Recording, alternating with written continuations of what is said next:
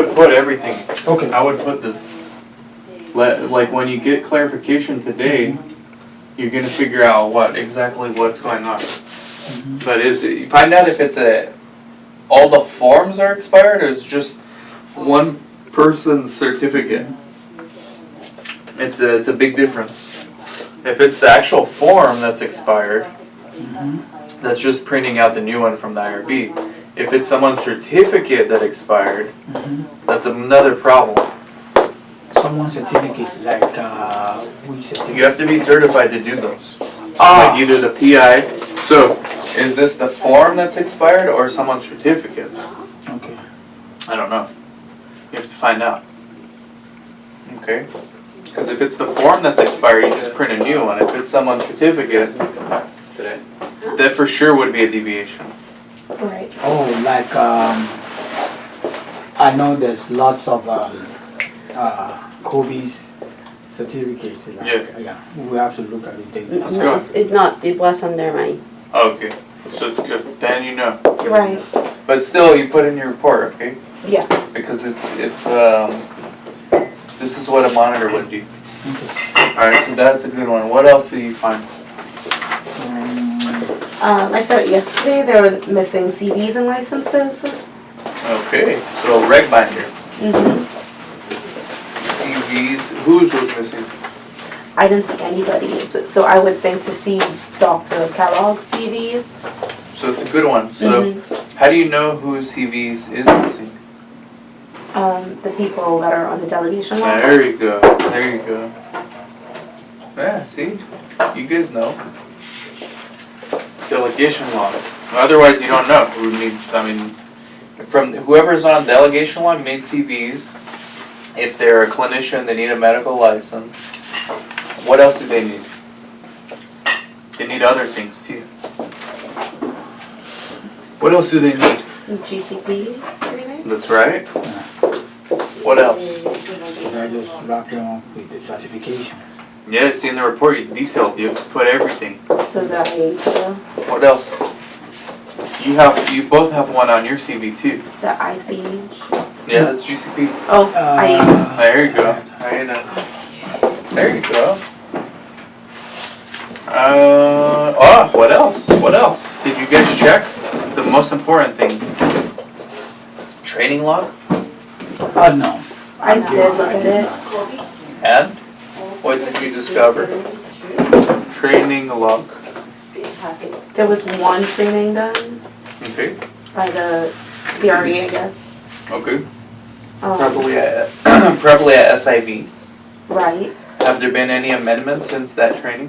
Which training was done? Which version? See, these things are I just saw detailed. the one line, so I knew there was one done. I didn't. So this is good. This is why you're practicing here, because when you go, like on your day one as a monitor, you have to know on the report. This is why when I was talking to Gazelle, she said she does her report after, and I was like kind of amazed. I think she must be taking notes. Maybe she takes notes, yeah. I do it like right on, like during, so that it goes on my report. So I would know, like, okay, training protocol version 1, and then not only that, but what date was that? Like, what date was the training? What version is the protocol that they trained on? And what date was that protocol approved? You need to have all those things. So if there's an amendment tomorrow, what does that mean? Let's say there's an amendment next week. You need to be retrained on it. That's right. And then you're going to have to find out what the protocol version. So if this one was 1, this one will be 2. 2.0. The date that protocol was approved by the IRB. And then the date of the training. So I had a question because I never know how some places do it. Protocol version amendment 1 is the first amendment, not the original protocol, or is that the original protocol? Usually the original protocol is version 1. Okay, so but not amendment 1. Right. The version and the amendment will be written on there. Okay. Somewhere on the protocol. Sometimes there is no version written, it's just the IRB approved date. And so that's all you have to go with. Okay. It depends on the format. but there's gonna be differences. And then when a protocol is amended, there's usually a letter with a summary of changes. Okay, so then you'll know what the actual changes are. From the original, right? So you don't have to read the whole thing again. Okay. But, and then this is important for training, because if the sites don't retrain themselves, and you have time as a CRA, because there was just 12 screen failures, so there's no real data to review yet. I mean, there is, because you should be reviewing ICFs, right? I mean, that's 16 ICFs you guys reviewed. Was it good? Any ICF issues? Not that I know well. Not that I saw. Okay. Initial date every page? Yeah. No missing signatures, no, I didn't see that. everything legible? Yeah, because everything was typed. Okay, but the handwriting? Like the picture initials, do they write today's date like this, legible? Or do they write it like this? It's good, it's good. So when you're new, you're gonna do that. You're gonna be over ambitious to find things. But you have to be careful. Okay, so this way you gotta ask. And this way you build a rapport to find out with the coordinator if you're on the right track. Because maybe it is oversight by them. So you gotta find out. So ICF, this is important, guys. You looked at every page? I did not. Wow. You said you did. What kind of CRAs is that? So you could. I think, okay, what would, okay, There's let me put 16 it of this them, way. right? There's 16. Did you look at yesterday? I looked into their stuff and I think I was more concerned, and that was my error. I was more concerned about why they failed screen, and I was looking into why they failed screen. That's I important. think I got consumed about that instead of looking, Well, both are important. Yeah. Equally important. and I knew I called Kobe, he explained to me why. And that's the challenge of monitoring. Like, literally everything's important. So you gotta do both. You have to look at every page. Because guess what? If you're done reviewing it, and then next time you come, then this monitor comes every 3 months. So next time she comes and there's 30 screenings, she's not gonna look at these ones again. Yeah. That's it.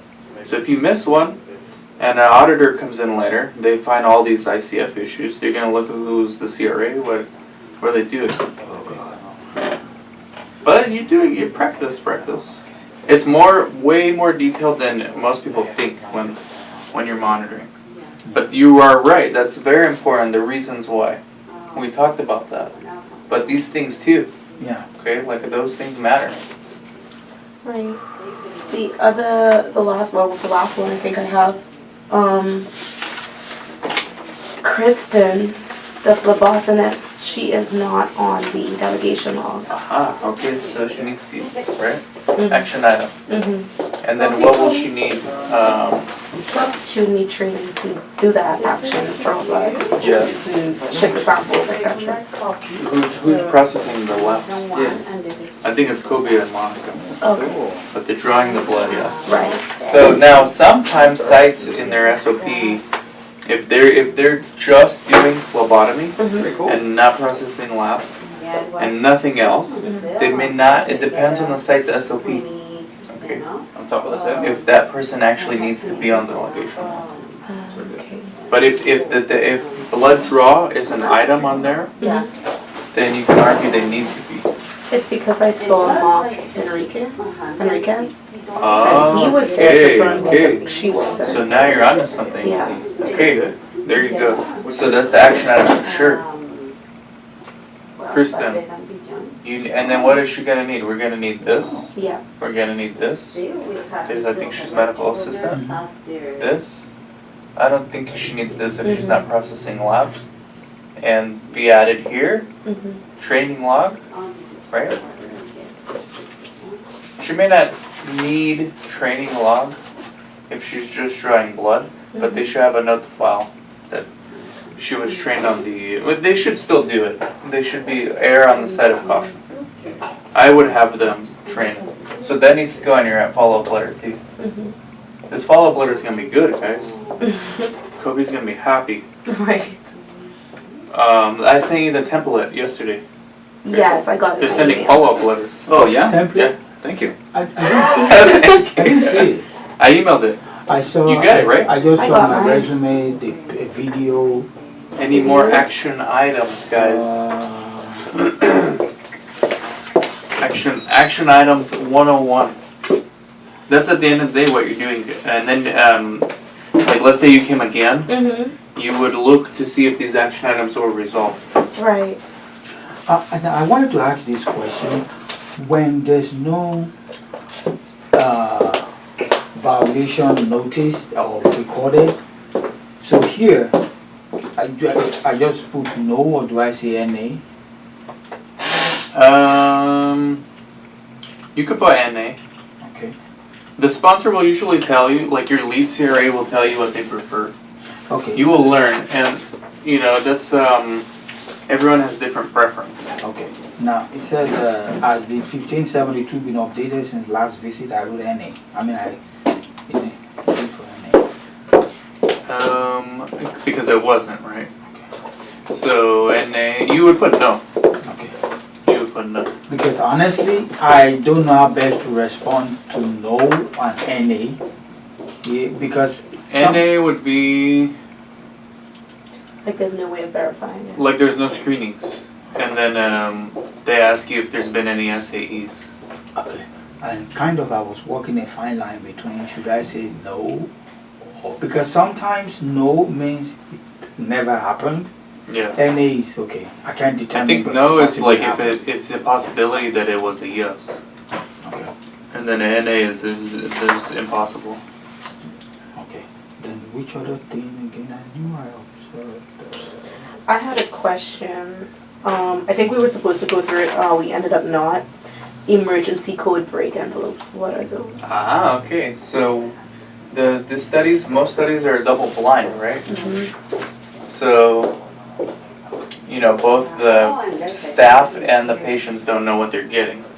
So if there's a emergency, the patient ends up in the hospital for, let's say it's unrelated, but like a car accident, and the doctor in the ER finds out they were in a study because the patient tells them, and then so when they're asking them what meds are you taking, oh, I'm in a study. So then the ER calls the site, and then the PI only the PI can do this. He has a code, so he has to like break the envelope, and it gives him his code, so he goes in the IWRS to see if it was a placebo or what it was. Mm-hmm. Well, but once the PI does that, it's the patient's out of the study. Okay. So that's breaking the blind. Yeah. It should be only done in emergencies. So I can. So you want to check that it's still sealed. Otherwise, you know that they're looking at the code. So you can ask Kobe to see this if you want. The envelope, it should still be sealed. I would usually say that kept I in would the drug safely room. be able to assume that it would be sealed considering no IP has been dispensed. Yeah. Well, considering no IP has been dispensed, it's not really important. There's nothing to break the blind, but they can still have opened the envelope, Right. not knowing what it is. Sometimes you'll have sites that don't know what this is and open it. Okay, okay. So you have to make sure, and if they're doing that, let's say a site opened the envelope because they thought it was, this is their first study and they don't know what they're doing. So what would you do? They didn't go on any computer, Right. but they realized what it was and put it back. You take it out and note it as about deviation. Who would that be reported to? The IRB or the sponsor? Both. I Okay. think both. Yeah. Ultimately, it's the sponsor's decision. Mm-hmm. It would for sure go in your report, and it would for sure probably require retraining, and it would for sure require an examination of their SOP, and probably a CAPA plan. Kappa plan. Corrective action. Yeah, Oh. you know. From How you know? pharmaceuticals. Oh, I'm How not does she know? surprised. She should. Pharmaceuticals. They Ah. have correction action plans. that's good. Corrective action, preventative action. Right. Okay, so the site needs to write that. Okay, what happened? How does that get prevented from happening again? They're probably gonna need a new envelope sent to them.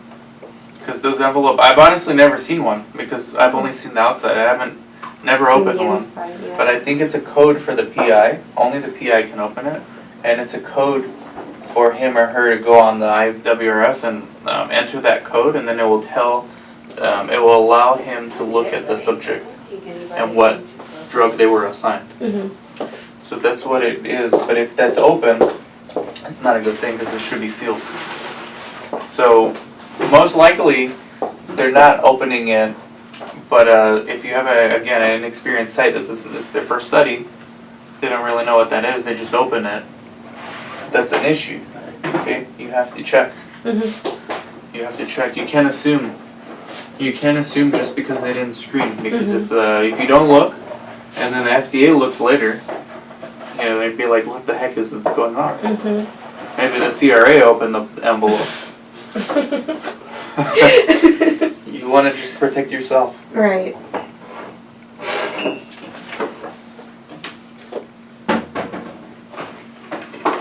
So try to see that today, yeah? Put it all in your action items. Everything you need. What else?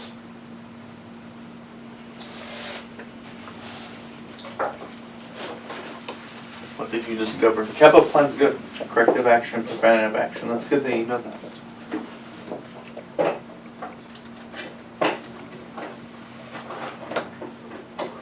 Did you do an IP inventory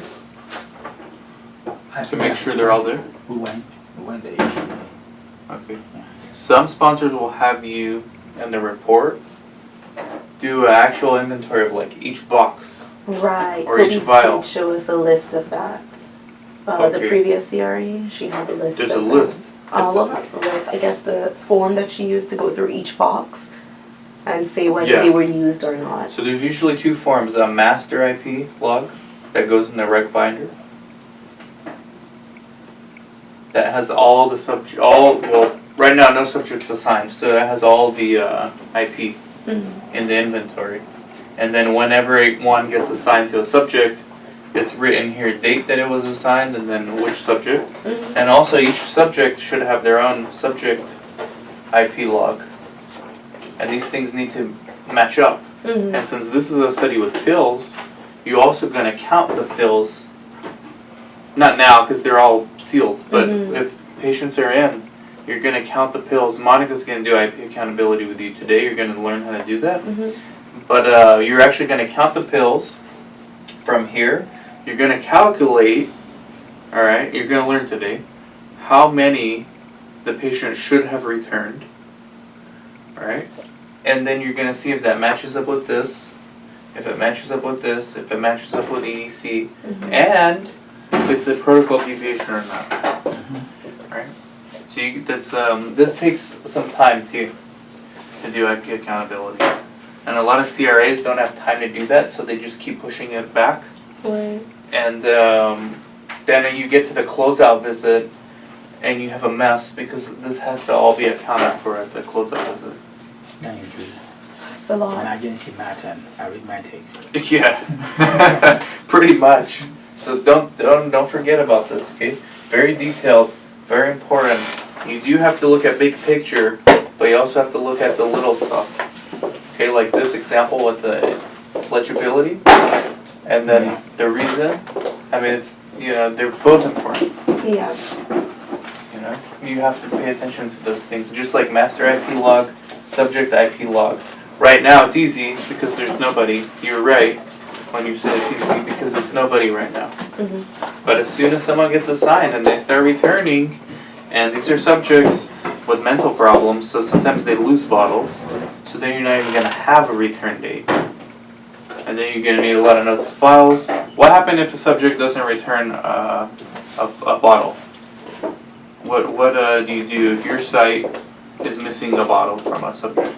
You still have to note it in the report against the patient who didn't return. Yeah, so you note it in your report for sure. You note everything in your report. It needs to be written.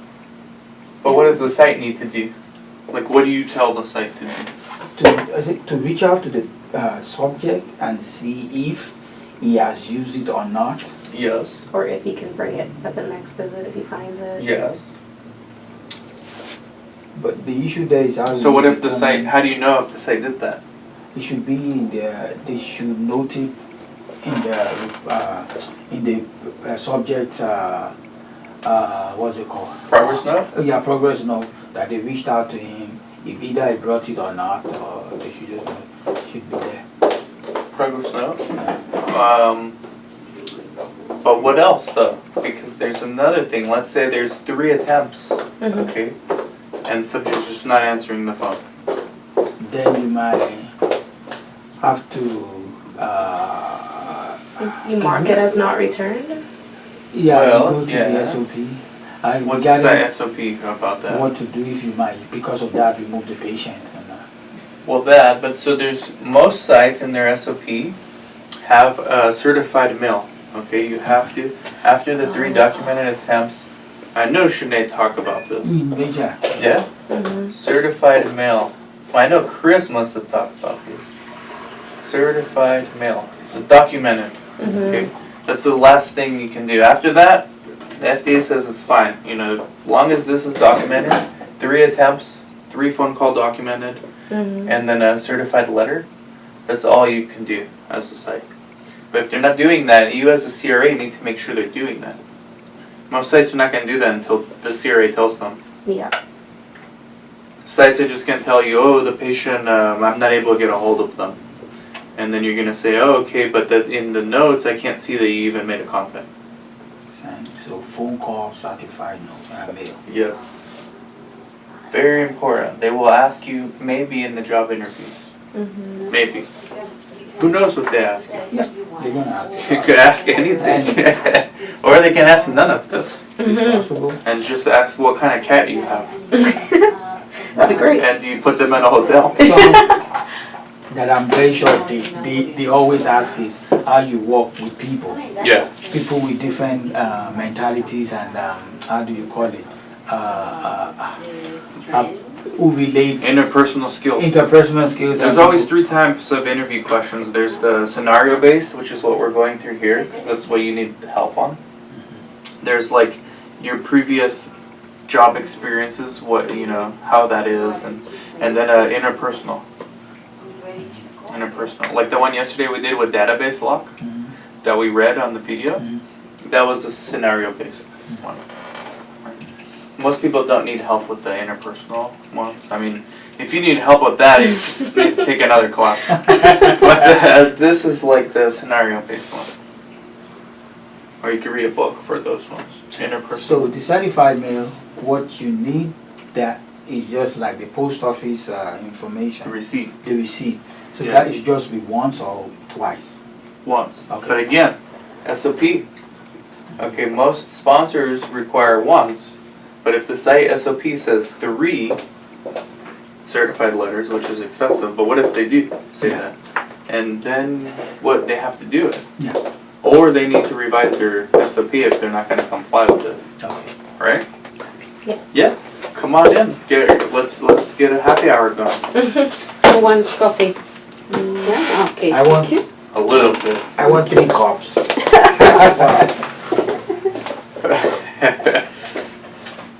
So it's more detailed than you are thinking, but, and this is just some, I mean, you didn't find anything else, that it? You looked up and down the regulatory binder? I know there's something else.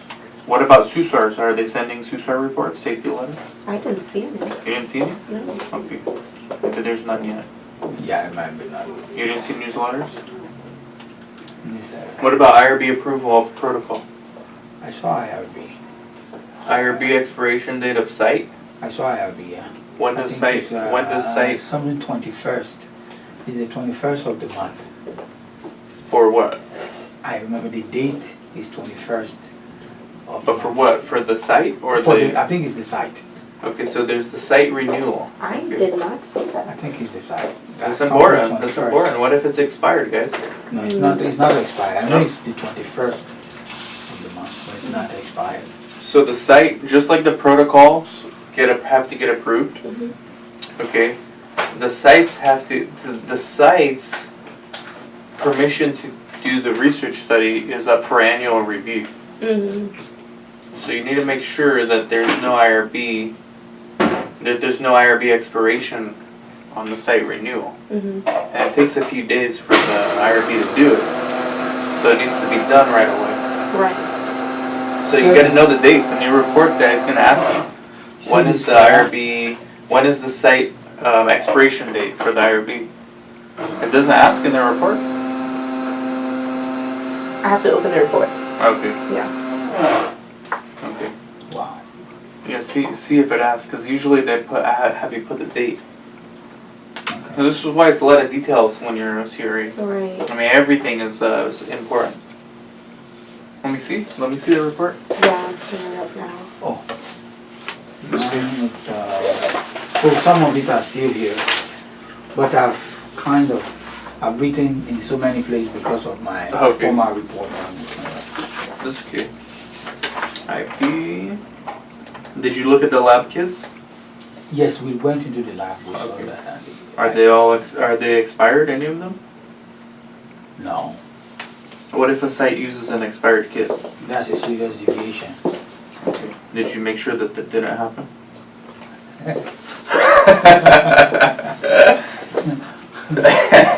No. I know. There's a lot. There's a lot.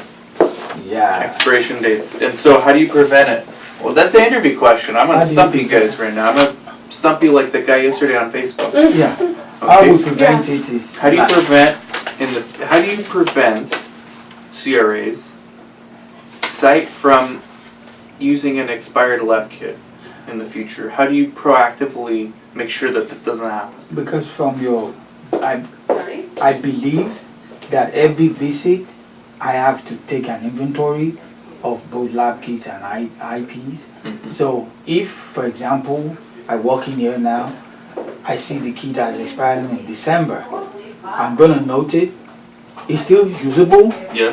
Then if my next visit is in 2 months, I Yeah. come back, which is October, it's still being used, then I have to speak to the sponsor, like, this kit expires in 2 months. That's And right. we still have this number of people coming in, so by next month, we need new kits so that this one can be removed from site. At least if I do that for every visit, I should be Proactive. able to stay on top of that. Proactive. Yeah. What if you're noticing sites are running out of kits? That's I- another problem. Yeah, I have to know that as well and reach out to the sponsor immediately. Because I believe I'm supposed to know Yeah. how much they need for the project, and based on what is being used and what is left, then I will determine what. So how do you personally track that as a CRA? By taking inventory. Where do you write it?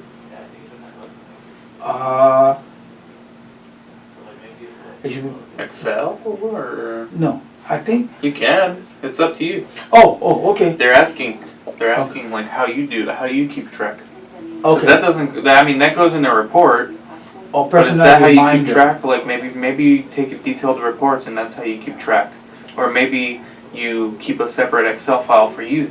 For yeah, I don't know. The interviewers wants that. That is- They want to know. I would do that. Seriously, I will, because I believe I should have a personal reminder somewhere on my laptop Yes. that this expires at this time, like a to-do list. And you got to track it for every site. Yeah. And then if the sites are supposed to be reordering when they're running out of kits. Some studies automatically send based on activity, but most still don't. And then they require the CRA to make sure proactively these things don't happen. So not only you have to deal with all that's going on and resolve the issues that have already occurred, but you're preventing future things from occurring. All in a day's work, guys. And then you get on a flight and do it again the next day. And then action items start piling up. Yeah. If they don't complete them, then your next visit you have to check that they've completed them. So you might want to send reminders to your sites. Yeah, That's when there you go. Yeah. when the CRA and the coordinator have to be buddies. Like, please Yeah. help me get this done. So you see why CRAs get mad at sites. And then you see why sites get mad at CRAs. Oh my God. That's important, guys. You have to understand these things in the job interview. You have to demonstrate how you mitigate those problems. Right. Right? Organization is key. Yeah. Track. That's another quality of a CRA organization. Super organization. Yeah, I'm learning that. I get away with it because I only have like 2 studies I'm monitoring. But if I were a full-time CRA, no way. I would have to have a different system. Yeah. See, I keep track like in this book right here. When I monitor, I take this. And in addition to my reports, like I'll write down, see, I'll write down like what they're missing. Yeah. I write down, see, look, bottles Right. received for each lot. So I know. So next time I go, I could look back and see. Yeah. Whatever works for you. I'm old school, I use the books. Make sure I get a tablet. Yeah, tablet will work. Whatever works for you, but then they're going to ask you in the interview, well, I'm curious, how do you keep track? A reminder. A reminder, yeah. But if they ask details, you got to be prepared. Okay. So what else? Oh, sometimes IP expires. Yeah. What if a site dispenses an expired IP? What happens? That's trouble. Is these ones expired? I need to look at the date. Okay, because they didn't dispense any yet, which is good. But if it's there, okay. The moment they start dispensing. Yeah, we need to look at the expiration dates. Mhm. Not all have. You have to know the study. Temperature log. If you look, Refill temperature. since the SIV, Did a bad job at looking. I looked at the top page, you know, instead of the entire. since you've had it. since the site received drug, or Mhm. since the SIV, or if they received drug before the SIV, since that date, what's the temperature, min max, okay, on each date? Were there any excursions? How do you know? And if there was an excursion, what do you do? If there's an excursion, those products are no longer usable, right? Maybe. So you have to ask. Go with the SOP or the sponsor. The site SOP is one, and then the sponsor for sure, that would be an immediate thing to contact your lead and get an answer that day. Because if they want it quarantined, then they would want you to do it while you're on site. Right. And now you're taking time with that instead of all this stuff. That's why it gets overwhelming for serious. But you guys can handle it. Your cat's gonna be in a lot of hotels though. You gotta take care of that cat. She's fine for 4 days on her own, not like a whole week. Oh, okay. Oh, because you're gone Yeah. for a week. Yeah, makes sense. I only saw you for 2 days, so I forgot. That makes sense. Yeah. And she's okay with the hotel. I thought it was like 2 days. The days you saw me. I forgot about Tuesday. Well, I know she's a rich girl. She is a rich girl. Hotel for car. Tell 3 friends about us. Okay, Thank you. yeah. Hotel You for too. car. 3 indie people. I already have to. Thank you. We do referral fees too. Like a So you have to collect these too, okay? Templar. Right. You have to collect. Then you have to check, okay? And then excursion is important. What about equipment calibration? Did you check? When do they expire? No, they did not.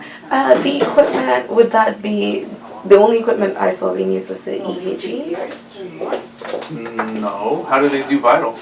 Yeah, because Right. I have that information. You have to check. How do you Yeah. know? Good thing it's practice, guys. Yeah. Equipment calibration. Now, you did a lot yesterday because you were the site for the first half, and then you put on your CRA hat. Okay, so, but it's good that we're going through because when you do a real visit now, you're going to be more prepared.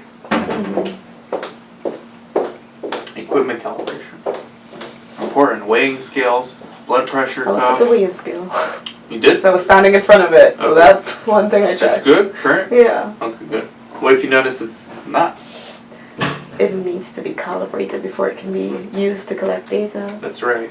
Do you just trust the sticker though on the machine?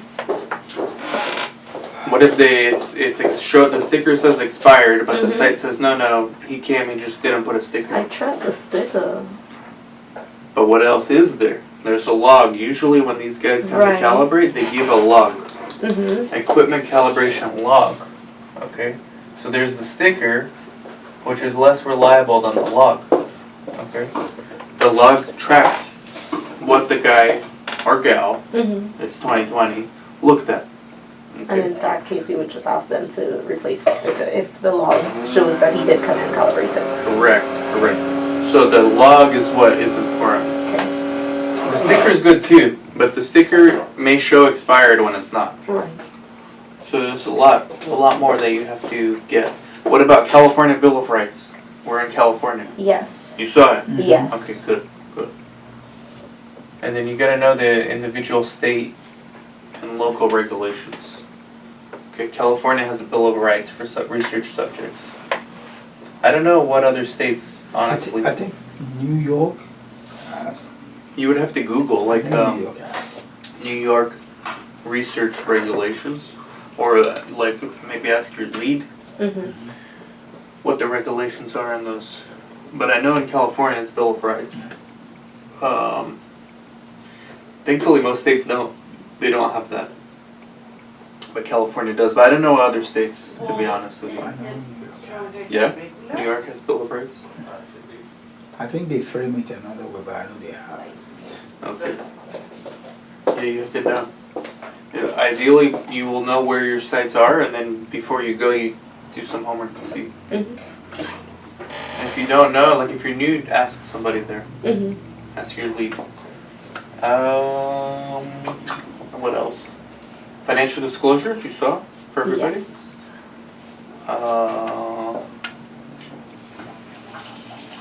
SUSARs, I'm surprised. There's none. I didn't see exactly. Suspected, unexpected, serious adverse reactions. So none. That means the drug is safe. So far. far. Yeah. And we would know from the newsletter how many have been randomized so far. Right. Is there a section in the reg binder for SUSAR or safety reports? Did you see? There's a section, yeah. Is it empty? Yeah. Because I knew I checked. I looked for them. Okay. Adverse event, I didn't see. So it's empty? Yeah. Okay. What else?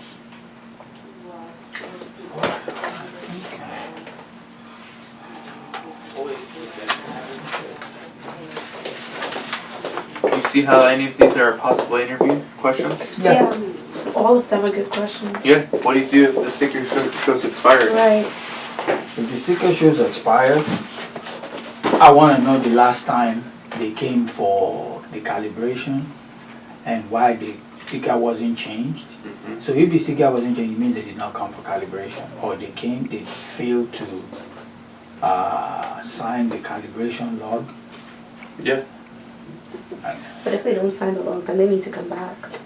Well, they don't. So not the logs don't necessarily have to be signed. That's a vendor. I mean dated rather.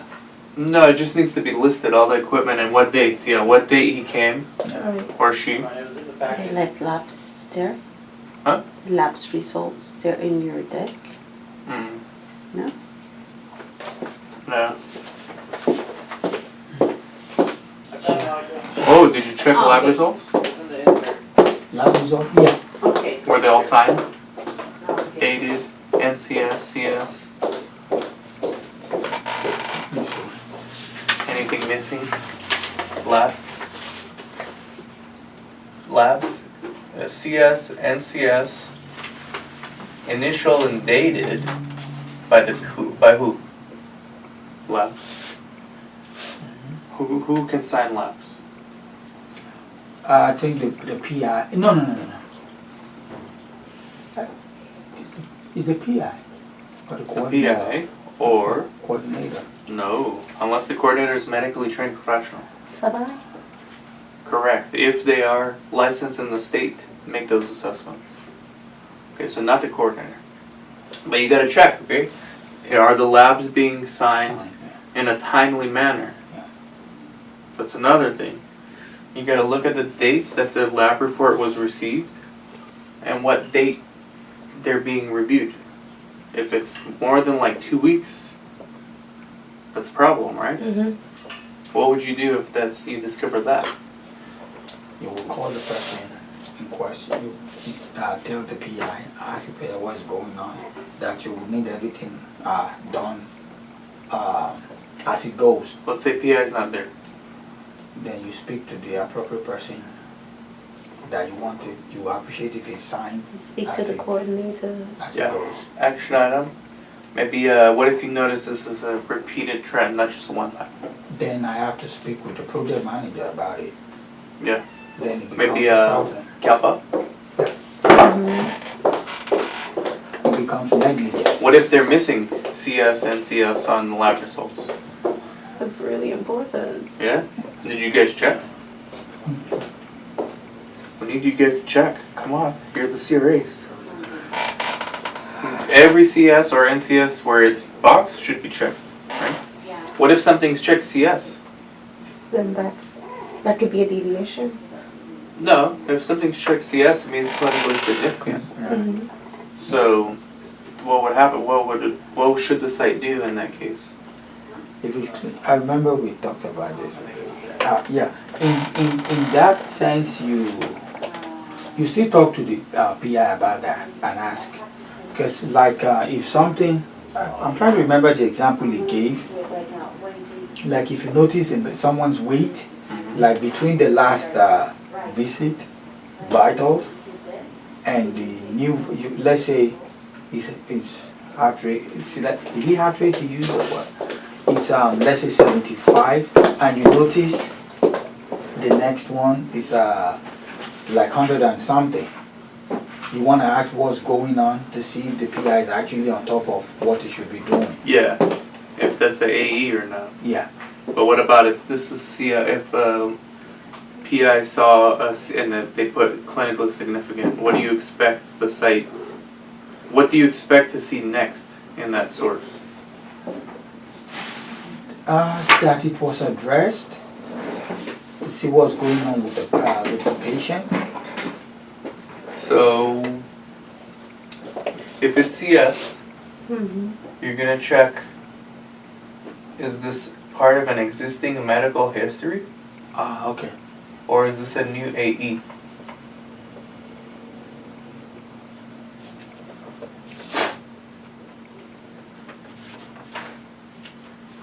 And you have to check, how do you check those two things?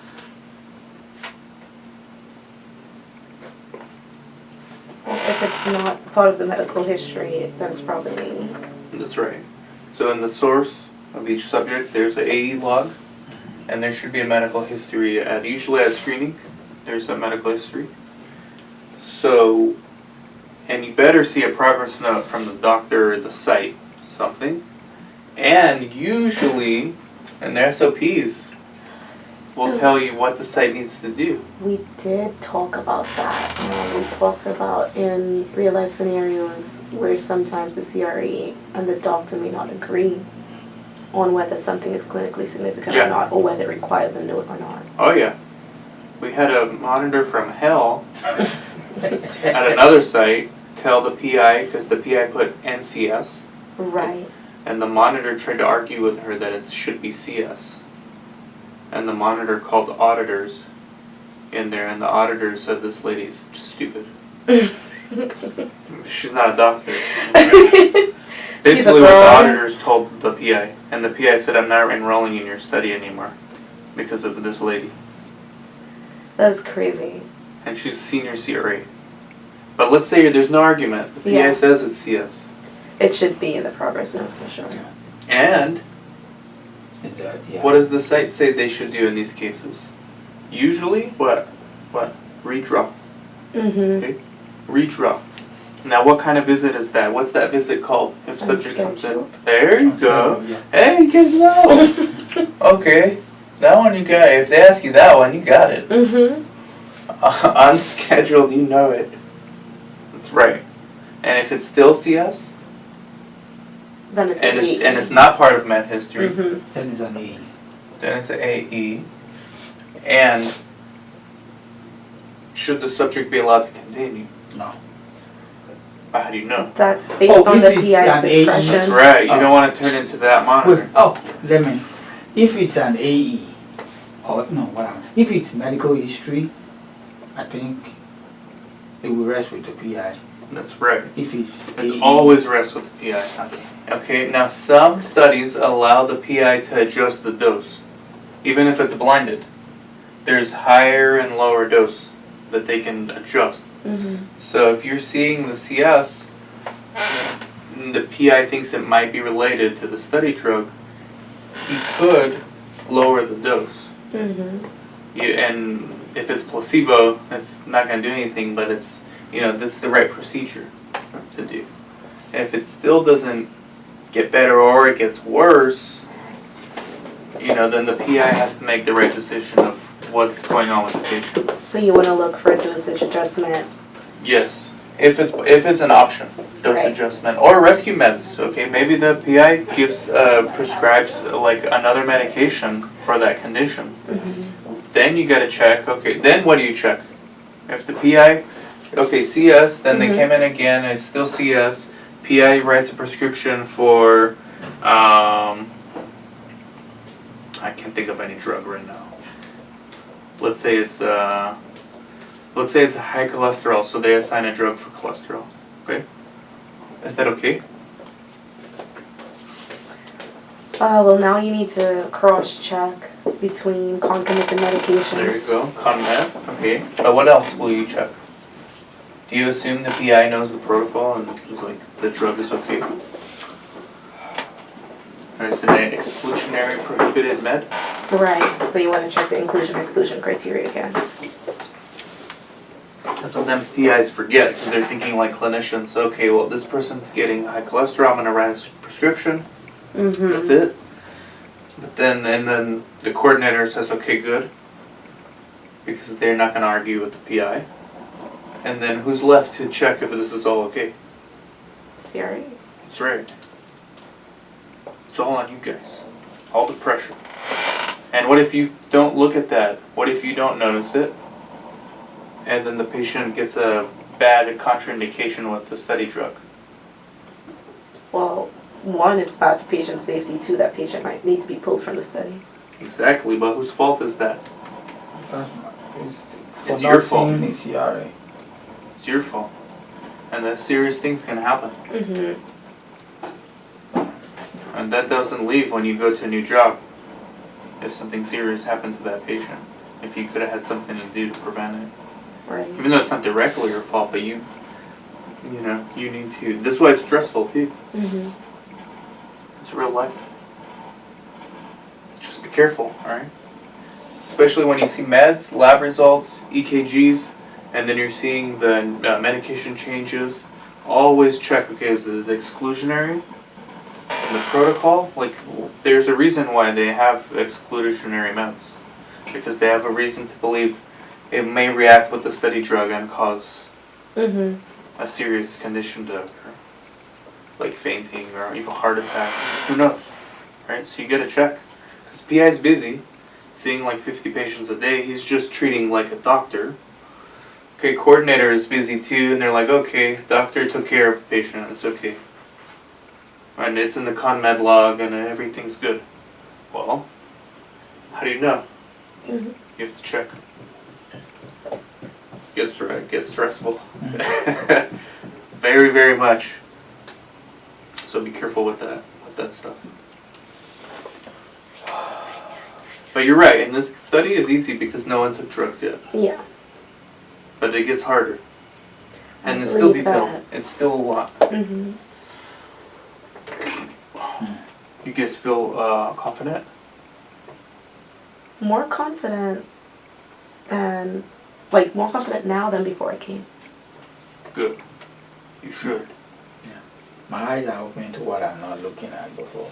Yeah, see? I know. It's like read between the lines all the time. It's the transition from superficial knowledge to deep understanding Mm-hmm. is where you're at. Because learning just doing the CRA Academy, okay, it's superficial knowledge, but then it's like a deep understanding when you start doing the reports and seeing things like when you go to ROD You know, you're gonna see things and Knowing something and missing something is different. That's a different type of experience. that's right. That's the right. crazy thing I in CRA wouldn't want, missing something. Especially something that affects like I mean, I would feel bad. It's never happened to me, thank God.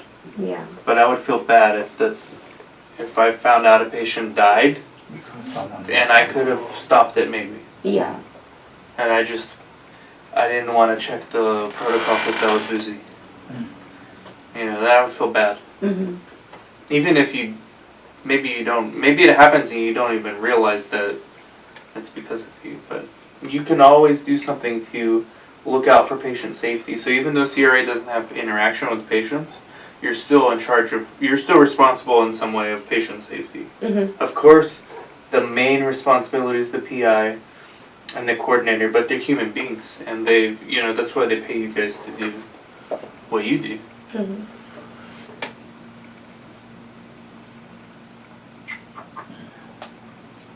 It's good. Now you guys know now. You're ready to go. You get that unscheduled visit like nothing. It was easy.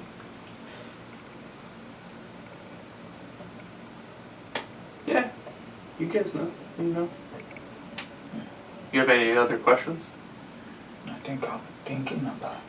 Don't forget the follow-up letter. Right. Follow-up letter. You can do it by next week. It's okay. Okay. That's why we have this. Just send it to me and Kobe, just so we see. Okay. What would we include in that? I think is it the action? All the action items. Just Yeah. say that we visited the site, the day, and Yeah. action items. It's basically if we're missing something that we can fix it, before the CRA finds it. Okay. That way when they come, they find nothing. Right. They think we're fantastic. But they didn't know we had all these students Isn't that the checking. one that raises suspicions though? And they're like, No. wait a minute, everything looks This one's really nice. good. Okay. These guys are nice. I think- We don't have a mean one. I think a site can go on a project without an error. Who? I think it's possible a site can go error free on a project. Yeah. It's possible. I always find something as a CRA. It's possible, and it's possible they are error prone. It's possible you go to a site and you don't find anything, but then you can be proactive and look at Everything. Just Yeah. keep checking. like lab expiration dates, CLIA, I training. You can always do a training if you think it's needed. want to say this, but it's funny. A CRA is kind of nosy to everything. Yeah, they're like Chris. Chris Sauber.